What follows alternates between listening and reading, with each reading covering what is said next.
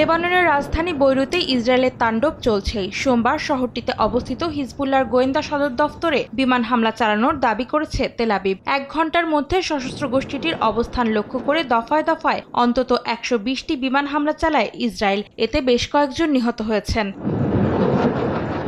পাল্টা জবাব দিয়েছে হিজবুল্লাহ।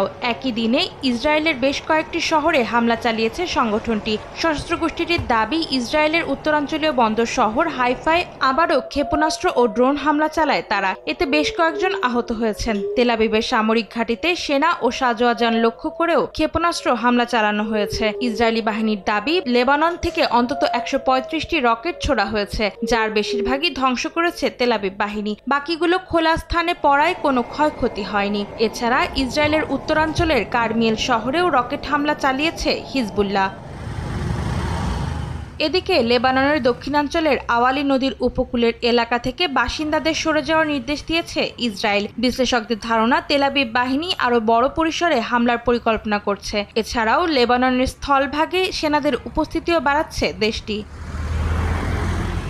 অন্তরা সেন, সময় সংবাদ।